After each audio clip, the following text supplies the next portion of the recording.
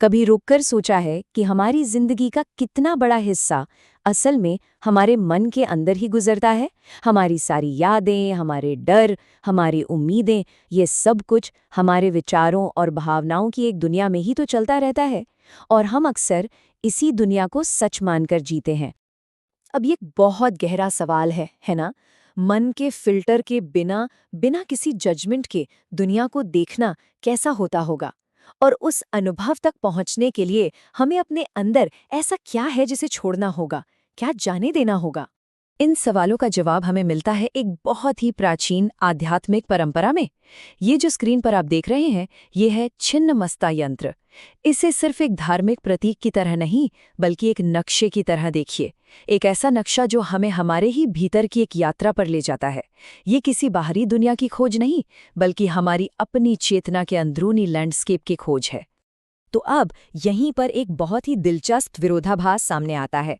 अपने ही मन में फंसे होने का ये जो एहसास है, उसे एक इतनी चौंकाने वाली, इतनी ठोस छवि से कैसे जोड़ा जा सकता है? हम एक ऐसे प्रतीक की बात करने वाले हैं जो पहली नज़र में शायद थोड़ा डरावना लगे, लेकिन जिसका असल सार परम शांति है। देखिए, दुनिया की लगभग हर आध्यात्मिक परंपरा का एक ही लक्ष्य होता है, उस मन से परे जाना जो सिर्फ विचारों से बना है। लेकिन यहाँ एक बहुत बड़ी मुश्किल है। हमारे लिए हमारा मन ही तो मैं है, हमारा ईगो, और इसे छोड़ना, इसे जाने देना एक तरह की मौत जैसा लगता है ना? अपनी पहचान को ही मिटा देना, ये कोई आसान काम तो नहीं है। और इसी मुश्किल को, इसी गहन प्रक्रिया को समझाने के लिए हमारे सामने आती है ये शक्तिशाली छवि, एक देवी जिसने अपनी ही तलवार से अपना सर काट दिया है। मैं समझ सकता हूँ कि ये छवि देखकर चौंक जाना कितना स्वाभाविक है। पहली नज़र में यह हिंसा का एक चरम रूप लगता है, लेकिन इसका असली मतलब कुछ और ही है, कुछ बहुत गहरा। और ये जो कोट है ना, ये इस पूरे विरोधाभास को कितनी खूबसूरती से हमारे सामने रखता है। गणपति मुनि कहते हैं कि जो दिखने में इतना भयावह है, वही असल में शांति का स्रोत है। तो डर की पहली प्रतिक्रिया से जरा आगे बढ़कर हमें ये पूछना होगा कि ये छवि हमें सिखाने की क्या कोशिश कर रही है।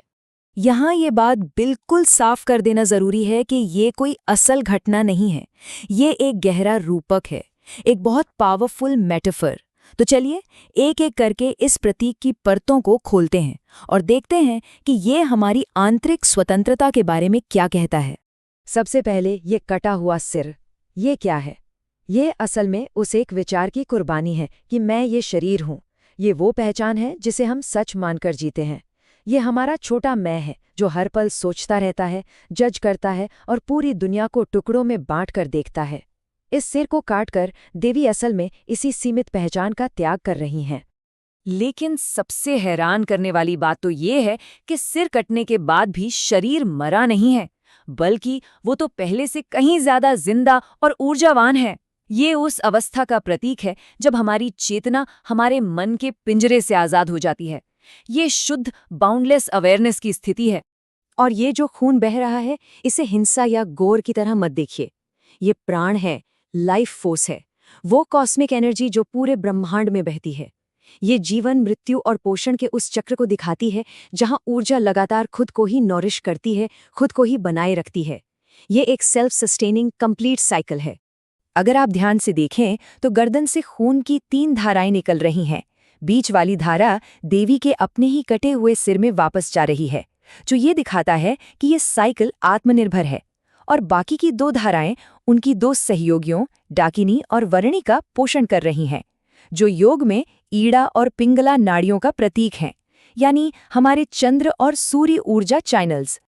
अब इसे और गहराई से समझने के लिए हमें योग के एक बहुत ही गहरे कॉन्सेप्ट को छूना होगा।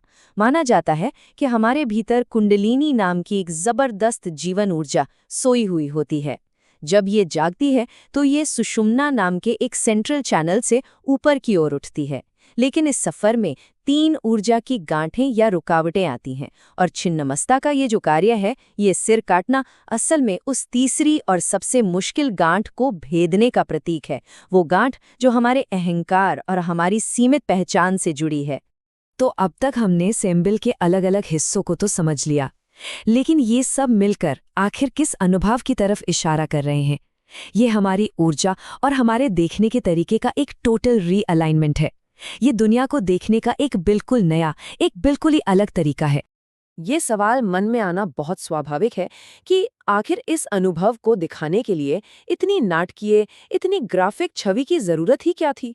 वो इसलिए क्योंकि अपने अहंकार को छोड़ना, अपनी मैं की भावना को जाने देना एक बहुत ही तीव्र और कभी-कभी दर्दनाक प्रक्रिया होती है।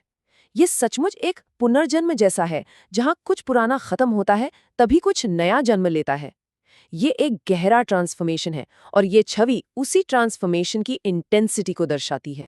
और यहीं पे हम एक बहुत ही खूबसूरत आइडिया तक पहुंचते हैं, जिसे कहते हैं प्रत्यक्ष बोध या डायरेक्ट परसेप्शन।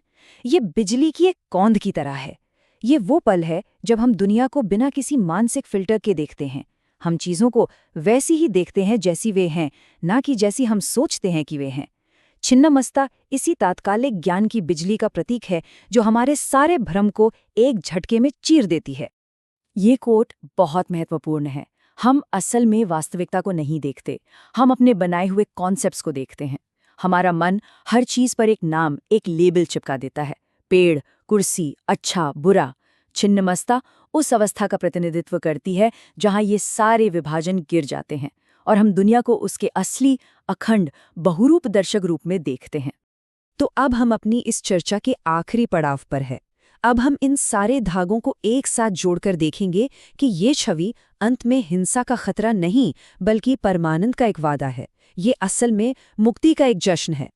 अगर देवी के चेहरे को ध्यान से देखें, तो वहां दर्द या पीड़ा नहीं है, वहां परमानंद है, ब्लिस है। ये उस आज़ादी का आनंद है जो मन की सीमाओं से परे जाकर मिलती है।